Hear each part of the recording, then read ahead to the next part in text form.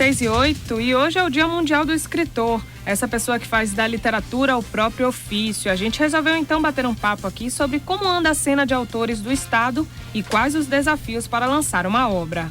A gente recebe hoje Valéria Bergentino, da editora Solis Luna, e também uma das debatadoras da próxima edição da Flica. Tudo bem? Tudo bem. Boa noite. Boa noite aos ouvintes da Band News. Boa noite, Lorena, Renato, Saulo. Boa noite, Valéria. Estamos também aqui com o escritor Saulo Dourado, autor do livro O Autor do Leão. Tudo bem, Saulo? Tudo bem, sim, Renato. Boa noite a todos, Lorena, também para Valéria. Noite, parabéns, né, pelo Dia do Escritor, né? Obrigado. Eu vou quebrar o protocolo e a etiqueta, porque normalmente a gente começaria pela Valéria. Mas eu preciso fazer uma pergunta aqui pro Saulo. Saulo, se você não escrevesse, você morreria? Nossa. Isso é uma citação aqui do texto dele, Carol Hilke. O Hilke? Não, é uma honra você fazer essa pergunta, porque a última vez que eu ouvi fazerem foi para Clarice Lispector, né, naquela entrevista famosa que ela fez à TV Cultura, que ela teria respondido diante dessa pergunta de jornalista que sim, na verdade toda vez quando ela não escreve, ela está morta. Eu, no caso, eu imagino essa pergunta, já me fiz essa pergunta junto com esse texto, e uma das respostas é como se, a pergunta me parece que se você não escrevesse, você seria outro. Então, morrer nesse sentido é ser outro, né? Então, no caso, eu seria outro se eu não escrevesse. E eu gosto desse que sou, então prefiro ser esse que sou escrevendo. Desde quando você escreve, Saulo? Você é jovem, né? Já descobriu cedo? Como foi que você se descobriu como escritor? Sim, comecei cedo mesmo. Eu comecei escrevendo manuscritos para distribuir entre os colegas de sala. Eu acho que comecei por eles, porque eles se divertiam mesmo, né? Com as histórias de terror que eu fazia, assim. E no caso eu fui começando, à medida em que eu gostava de ler, também escrever e também me animar quando começou toda a etapa da internet e que soltava esses textos traziam um resultado, e essa retroalimentação toda foi me fazendo continuar.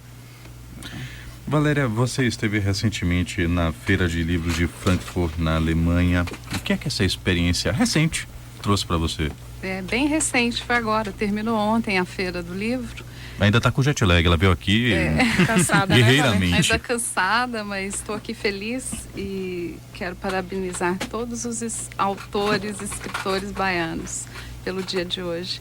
A experiência em Frankfurt é a segunda. O ano passado fomos uma equipe, inclusive, de 9 pessoas e com alguns autores. Esse ano a equipe foi menor, mas foi uma experiência muito rica, junto com 41 editoras brasileiras. Estávamos lá representando a Bahia, e a aceitação dos livros e dos autores daqui tem sido muito grande, né? Uma receptividade enorme, e a gente sente que mostrar o que a gente faz aqui, que é nessa região tão criativa do Brasil, mostrar para o mundo é muito importante, né? Qual é o nome do escritor daqui do Brasil ou da Bahia mesmo, que é mais falado lá, mais procurado? Qual foi o escritor mais procurado?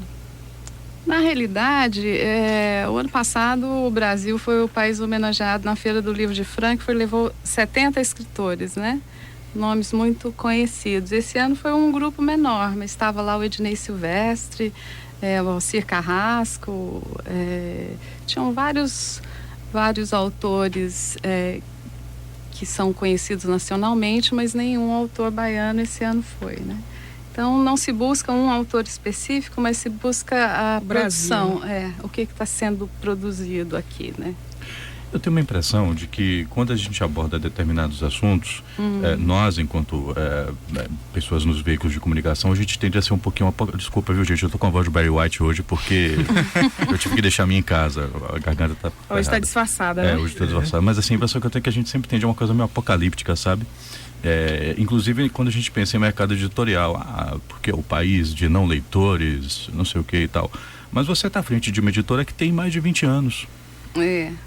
Quer dizer, na realidade a Solis Luna tem 21 anos como editora, mas somos designers, então nós começamos trabalhando com livro a partir do objeto livro, né? E ao longo desses anos todos a gente produziu livros sob encomenda para outras editoras, para instituições públicas, para empresas. Então a gente sempre contratou o trabalho do autor para escrever sobre temas específicos que o mercado pedia. Em 2010 que lançamos um selo editorial comercial, E a partir daí começamos a publicar os autores baianos com as suas histórias, né? O que eles vinham a nos oferecer e a gente achava interessante, com um conselho editorial informal, formado por escritores mais experientes, a gente seleciona títulos e tem publicado esses títulos no mercado. E o que move você no curso do seu trabalho mesmo, né? O que você o que te seduz quando você vai fazer algum tipo de seleção ou coisa assim? Bom, o que move é a paixão, né? É um amor enorme e um prazer muito grande de fazer o que eu faço, né? Sem paixão não se chupa nem um chicabom, né? Diz o Nelson Rodrigues. Parabéns para ele hoje também. Parabéns para ele. E eu acho isso. O que move não só os editores, mas eu acho que todos que trabalham com o livro é a paixão. É paixão porque é difícil. É sempre um desafio enorme você ter uma boa história na cabeça e aquela história chegar até o leitor. Tem um processo longo até isso acontecer. Então tem que ter muita determinação e principalmente paixão. Para prender o leitor, né? Segurar o leitor. Isso. E a gente ficar imerso às palavras dos escritores. E a gente vai voltar a falar desse assunto aqui no Frequência Baiana. Agora, 6h14, a gente recebe Valéria Bergentino, da editora Solis Luna, e uma das debatedoras da próxima edição da Flica, e também com o escritor Saulo Dourado, autor do livro O Autor do Leão. Daqui a pouquinho a gente volta a conversar com eles, 6h14. Rádio Band News FM Salvador. Jornais atualizados a cada 20 minutos. Band News FM, Frequência Baiana. Agora 6h17, a Festa Literária Internacional de Cachoeira acontece entre os dias 29 de outubro e 2 de novembro na cidade do Recôncavo Baiano. A programação inclui música, atrações para o público infantil e uma série de debates sobre a produção literária com 12 mesas que vão discutir o assunto. A produção editorial no estado também estará presente na discussão e o curador do evento, Aurélio Schomer, faz uma avaliação da cena na Bahia.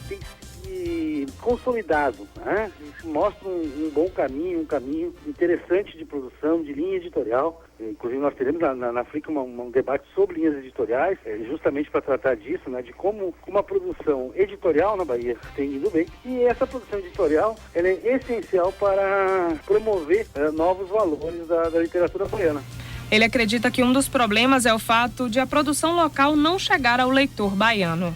O grande problema é que ela não chega no leitor baiano, porque não vai para as nossas escolas, as nossas livrarias tem muito pouco autor baiano. O diálogo, o que falta na Bahia é um diálogo maior entre o autor baiano e o leitor baiano. Para ele, eventos como a Flica fazem com que obras dos escritores locais cheguem ao público. Agora 6h18 e o papo é esse aqui, não é, Renato Cordeiro? O Dia do Escritor, e a gente está discutindo a cena aqui na Bahia. A gente recebe Valéria Bergentino, correção, da editora Solis Luna, uma das debatedoras da próxima edição da Flica, e também o escritor Saulo Dourado, que é autor do livro O Autor do Leão. Bom, e o Schomer estava comentando aqui desse gargalo, né, do escritor baiano ser conhecido pelo leitor baiano. Como é que se resolve isso, pessoal? E o que é que implica o leitor baiano não conhecer a produção do seu próprio estado? Fala, assim, sobre isso que o Aurélio Schomer falou, sobre a chegada do escritor dentro, até ele citou as escolas. E nisso eu gostaria até de fazer a observação que, em paralelo, né, um escritor, ele é sempre um ser em paralelo. Eu também sou professor, então atuo nas escolas, e nisso eu sei que realmente pode faltar um acesso do próprio escritor dentro dessas escolas, para falar nessas escolas, de algum modo para se insuflar dentro do próprio estado, dentro da própria região, esses autores junto com os alunos que são desse estado também, dessa região. Eu acho uma pena no sentido de os escritores não invadirem as escolas, invadir mesmo, sem qualquer constrangimento, porque as escolas estão abertas. E no caso, porque os alunos, eu assisto isso diariamente, eles estão fora desse quadro apocalíptico mesmo, no sentido de que eles não leem, de que eles não têm interesse pelos livros. Isso é verdade. Eu vejo todos eles com os seus livrinhos debaixo do braço. Talvez seja a pena que os livrinhos sejam os que estão no topo, não assim, no mundo inteiro, não os livros dos autores baianos, mas de algum modo eles procurariam e talvez não saibam, mas gostam. Tanto que quando eu entrei nisso, e fui o professor dele ao mesmo tempo um escritor, eles me procuraram com aquele fascínio que eu acho que eles dariam a qualquer outro escritor que invadisse as escolas também. Pra você. O João Filho, teve aqui na semana passada e a gente até perguntou para ele assim rapidamente se foi na escola. O João Filho, que é escritor, lançou o Dicionário Amoroso de Salvador, né, recentemente, está nas livrarias. E a gente até perguntou para ele se foi na escola que despertou a paixão. Ele disse que não, foi fora. Que assim, que ele mesmo se interessou por livros e começou a criar, né? E há quem diga que a escola, na verdade, às vezes afasta a paixão que a pessoa podia ter pelo livro, né? Pela maneira como os livros são colocados dentro do conteúdo e tal. De algum modo, se a gente se investigar, né? Se a gente olhar para si mesmo e saber os livros que a gente foi se interessando, se de algum modo foram os mesmos que a escola nos ofereceu naquele tempo que estudávamos, todos nós, ou que estamos estudando agora. Se de algum modo temos quase uma resistência do livro que a escola está dando, quase como se fosse o livro que o pai quisesse que a gente lesse. E a gente quer ler o livro contra o pai, né? Quase. Contra alguma coisa que a gente se sente incomodado e lê por isso. E sim, talvez a escola, nesse sentido, ela tenta, sim, incentivar bastante essa leitura, mas talvez não esteja combinado com todo o afã e a ousadia mesmo da faixa etária com que você está lidando. Um adolescente, ele não quer lidar com a literatura de forma chapa branca. Ele quer lidar com a literatura como se aquilo fosse ajudá-lo a incendiar as coisas que ele quer incendiar. Eu acho que pode ser dentro da escola, essa sintonia de também a literatura está dentro desse espírito, né, juvenil. Olha, eu penso que tem dois aspectos aí que são bem importantes da gente observar.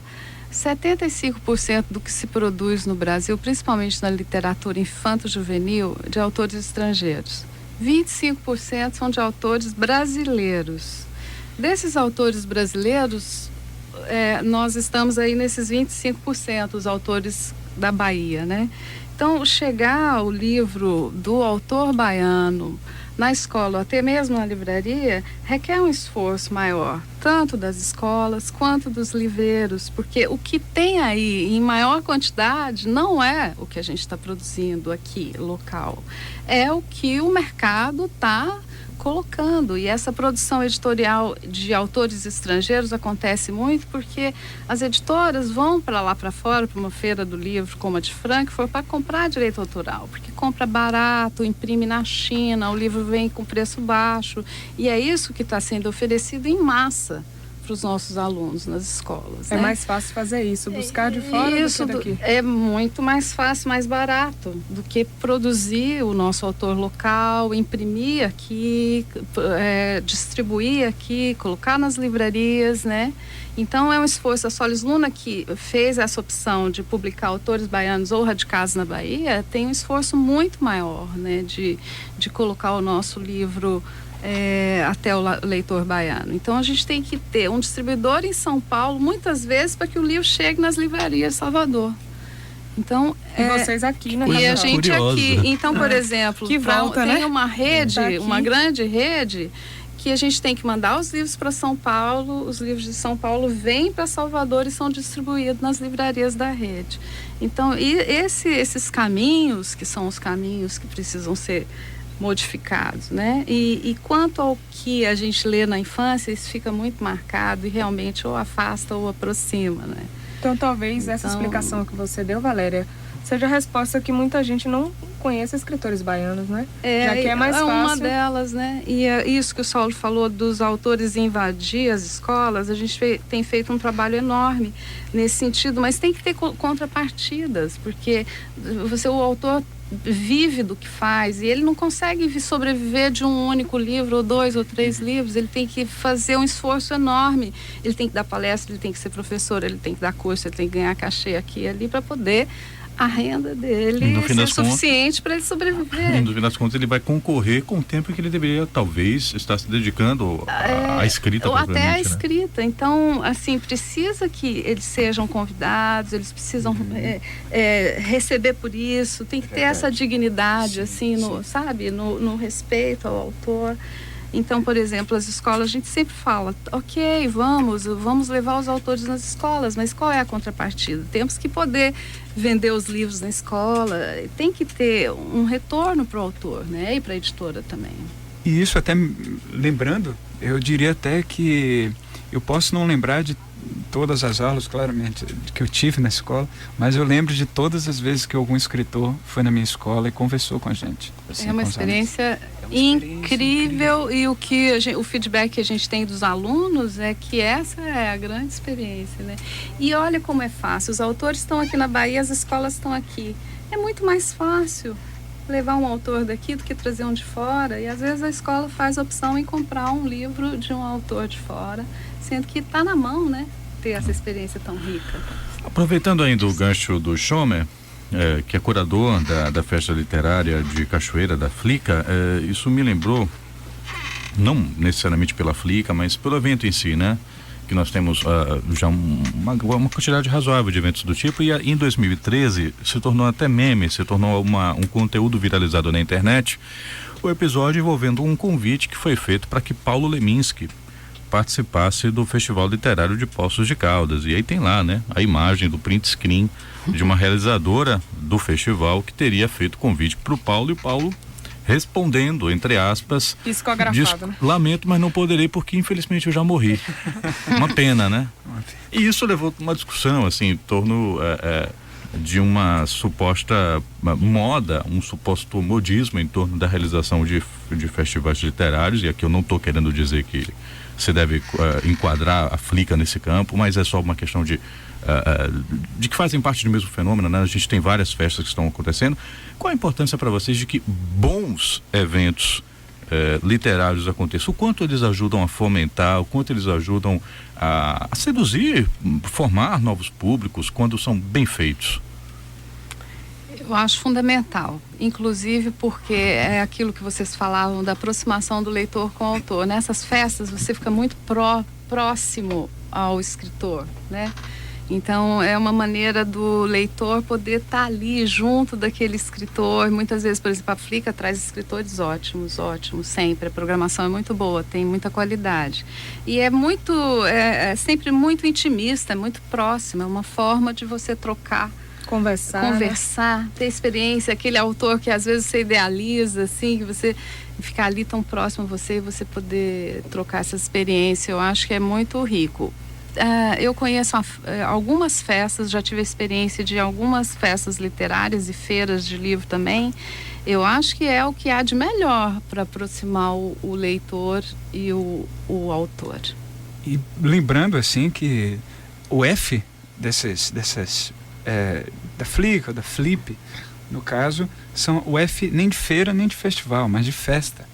Eu acho que a ideia da ideia de trazer o componente da festa mesmo para a literatura, acho que é um ponto essencial para até quebrar qualquer tipo de amarra que se tem em relação aos livros, qualquer coisa que se tenha como se fosse algo muito acima ou fora do alcance de algumas pessoas. Então a festa dá essa alegria. Eu acho que a ideia da alegria e do contato.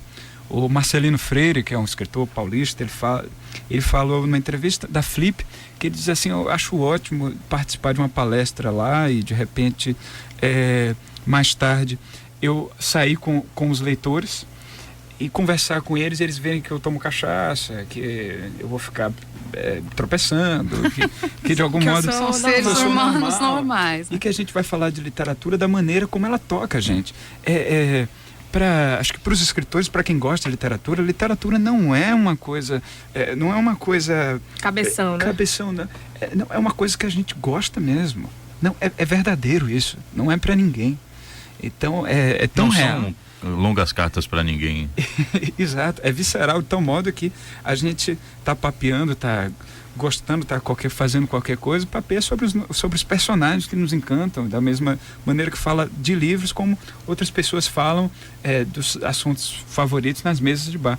É interessante lembrar que a literatura pode ser falada na mesa de bar da mesma maneira, com o mesmo gosto, ser um assunto público. Eu acho que o convite todo nosso é que a literatura possa ser um assunto público. né? Bom, falando em contato, um abraço aos convidados do Frequência Baiana de hoje, ao ouvinte que foi no telefone 7010, em especial ao Saulo, foi seu aluno no IFBA ano passado. Parabéns pelo seu dia, professor. Alguém vai... não é meu aluno. Eu ia dizer que estava puxando o saco, média, mas né? não. Parece que aqui foi verdadeiro, que bonitinho.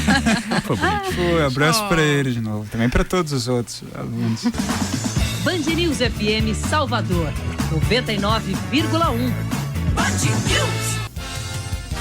E a gente volta a falar do nosso tema de hoje do Frequência Baiana. Para movimentar a cena literária em Salvador, é realizado quinzenalmente o projeto Pós-Lida. A iniciativa surgiu em 2012 e tem como objetivo divulgar os livros produzidos na Bahia e levar a arte para o público soteropolitano. A próxima edição acontece na quinta-feira, às 19h30, no Café da Sala Walter da Silveira, na Biblioteca Pública dos Barris. O organizador e jornalista James Martins conta o que está programado para o Pós-Lida esta semana. Eu vou ter como convidados o poeta e músico Orlando Pinho, que organiza o Dominicaus, e também o músico Arrigo Barnabé, o grande compositor de São Paulo, que foi talvez a principal figura daquele movimento que se chamou de Vanguarda Paulista.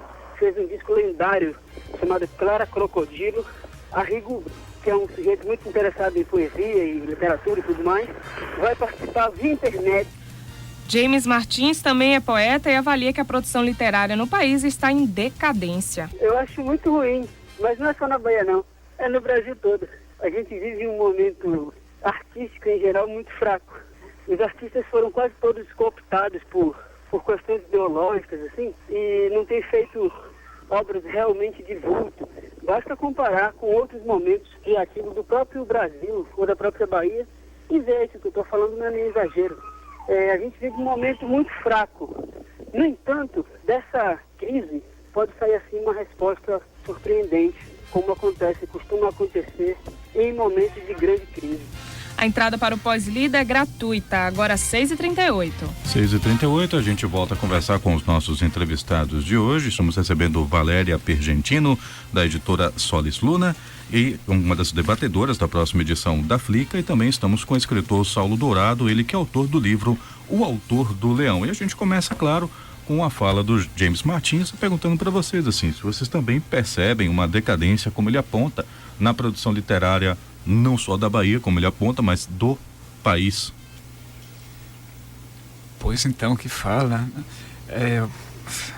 Ontem mesmo eu via isso numa fala do professor, num filme do professor André Setaro, em que ele repetia isso sobre a produção também cinematográfica, ou alguns podem falar sobre a produção musical, etc. Eu tendo a não, assim, grande abraço para o amigo James, amigo mesmo, né? Mas eu tendo, por princípio, a não pegar essa frase, porque ela pode ser tão verdadeira quanto falsa. A frase, assim, hoje a produção está em decadência, ela pode ser verdadeira e falsa. Se ela pode ser verdadeira e falsa, faz melhor que seja falsa. Né? Assim, faz melhor para dentro da gente, para nossa mobilização. Mas pode ser verdadeira e falsa ao mesmo tempo? Porque ela pode ser verdadeira de acordo com a análise. Se você realmente olhar e comparar com outras décadas, e sim, realmente tivemos florescimentos da cultura, efervescências culturais que talvez não se repitam hoje, por vários contextos que podem ter acontecido no próprio país. Mas, no caso, sim, dentro desse aspecto, conversando muito com o James, eu sei que ele pega esse aspecto mesmo que nós realmente já tivemos na televisão brasileira, autores falando, imagine, a gente teve uma época que, acreditem, caros ouvintes, Chico Buarque, Caetano Veloso tocavam às 9 horas da noite na TV Globo, assim, no sentido do horário de pico, no horário que hoje é novela, eles tocavam e faziam shows e o Brasil todo acompanhava. O seu amigo gostava, a sua avó gostava, e não achavam que eram músicas de pessoas que são alternativas, no caso. Então, nesse sentido, sim, parece que se fechou o espaço. Um espaço de uma ideia de que a gente possa circular livremente, conversar livremente sobre essas questões culturais, as coisas culturais, os produtos culturais. E no caso hoje, como se ficássemos relegados a alguns setores, alguns segmentos e alguns auxílios em especial para continuar sobrevivendo. Então, nesse sentido, entendo a frase como verdadeira. Ela pode ser também falsa no sentido de que está tudo sempre começando. assim, quando, né, aquela frase do escritor mineiro Guimarães Rosa, ele fala: quando o menino nasce, o mundo torna a acontecer. Então, nesse sentido, para que justamente esses meninos tornem a nascer, os escritores tornem a começar e a gente fazer tudo isso de novo, isso já teve, é justamente acreditar que é falsa a frase, que a produção não está em decadência, a gente pode fazer com que ela se torne algo realmente fértil. Não concordo, não. Com essa palavra decadência, nem gosto muito dessa palavra. Acho que não é por aí, na minha opinião, até mesmo porque seria muito desestimulante para mim, que estou nesse mercado editorial, achar que a produção dos autores, de um modo geral, está decadente. Acho que não. Acho que tem uma produção muito maior agora, e quando você tem quantidade, a qualidade ela fica às vezes um pouco diluída, né? Então talvez seja isso que dá um pouco dessa sensação. Tínhamos programas que antigamente tinha pouco, todo mundo podia ouvir, o Chico, o seu exemplo que você deu, mas hoje nós temos programas também em outros canais, muito mais programas que estão sendo oferecidos e de altíssima qualidade. Então não concordo, não. Acho que tem muita coisa boa, acho que aqui na Bahia tem uma produção criativa, sou fã dos autores locais e acho que a gente precisa de uma visão contrária a essa. A gente precisa valorizar o que está sendo feito de muito positivo. Bom, e já que nós estamos falando de produções locais, já são 6h42 e até agora a gente não perguntou o que diabos é o autor do Leão, que é o livro. Falando aqui, não falou do livro. Conversando e tal. Que tem uma história para além do próprio livro em si, mas de como ele foi feito. Sim, é verdade. Aqui o autor do Leão é um conjunto de contos que eu escrevi nesses últimos tempos, contos de mistura realismo fantástico, brincadeira com a própria literatura, é uma homenagem à literatura, e no caso o processo dele de se fazer é um dos processos que eu acho viável também de se fazer livro, assim, que não compete necessariamente com a editora e não compete com os auxílios do governo, mas é a ideia do faça você mesmo. Junto com a produtora Domínio Público, que é uma produtora de cinema que também está fazendo livros agora, que nós nos reunimos para fazer o livro em casa. Diagramamos, fizemos a parte estética, no caso, e juntamos tudo isso com os contos, revisamos nós mesmos e fizemos toda a produção, toda a linha de montagem dentro de casa, certo? Desde impressão, costura, corte, cola, colocar a capa. Dos livros, assim, eu diria até que literalmente, se alguém adquirir um exemplar, vai ter a mão do autor lá, literalmente, porque eu dobrei as páginas também, para que elas fossem costuradas. Um processo artesanal que também ficou, mas tudo certo, com ISBN, com ficha catalográfica, mas também comercializando em livrarias, mas a ideia de que num custo baratíssimo também, para uma produção dessas, que toma os próprios meios para si, já que o cinema já fez isso, o audiovisual no caso, a música já fez isso, fazer as coisas também dentro de casa. Isso me lembrou coisa punk, assim, né? O faça você mesmo. Assim, poxa, não é? Eles faziam isso, faziam quase mimeógrafos, né? Espalhavam por aí. Na verdade, também a literatura muito foi feita assim, até os cânones que a gente lembra hoje, com cânones, às vezes também começaram muito com copiando as suas coisas e levando por aí, que também é uma possibilidade, é uma via, que no caso ela também depende de um próprio se lançar, né, de se fazer. Eu acho que o autor às vezes assim, ele tem que aguardar muito, realmente é um processo lento isso, assim, no caso a edição, a confecção de livros, e ele aprende também muito com essa paciência, mas também tem casos em que ele sabe que pode fazer de uma maneira própria. E isso é possível, isso é viável hoje. A gente estava conversando aqui em off, né, Valéria? Você explicando, quem está com material em casa, quer publicar, você vê muitos erros, não é? Quando chega um escritor para a Solis Luna publicar. O que é que essa pessoa que tem esse material tem que fazer? Então, uma dica, porque assim, as editoras, de um modo geral, elas recebem muitos originais, né? Então tem autor que pega o seu original e aí manda por e-mail com com cópia assim para 20 e tantas editoras. Então esse é o primeiro que a editora não vai dar atenção, né? Então assim como o autor é escolhido, a editora também gosta de ser escolhida, né?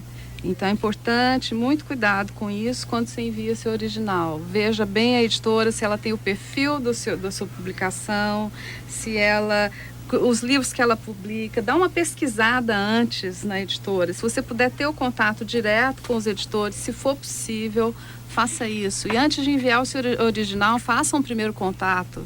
Não saia enviando seu original. E quando enviar, se você recebeu o ok da editora para enviar seu original, aguarde um período, porque demora, não é muito rápido, tem muito original para ser avaliado. Então, e para ser lido, né? Então, para avaliar, você não pode avaliar nada sem ler. Então, porque os editores não vão ler pela orelha, né, não, pessoal? você tem que ler o livro. E geralmente a editora, ela tem uma equipe de profissionais. Quando é pequena, não tem uma equipe muito grande, é uma equipe muito pequena. E esses originais vão ter que ser lidos e avaliados, né? E então, atenção com isso, que faça pesquisa para você enviar o seu original para uma editora que tem o perfil do seu trabalho. Agora, são 6h47. Eu ainda queria fazer umas trocentas perguntas aqui, mas infelizmente a gente vai chegando aqui ao finalzinho desse bate-papo dedicado ao Dia do Escritor, em que nós recebemos o autor do Leão, o Saulo Dourado. Muito obrigado pela participação aqui no Frequência Baiana. Obrigado você. Queria parabenizar o Saulo pelo livro dele. É uma graça, gente. Todos os livros da Solis Luna, antes de ser publicado, a gente faz uma peça única antes de ser produzido. Eu tenho um carinho enorme por esses objetos que são feitos artesanalmente, e essa possibilidade dele vencer um monte de barreira e fazer o próprio livro dele, parabéns. Obrigado. E ficou muito bom.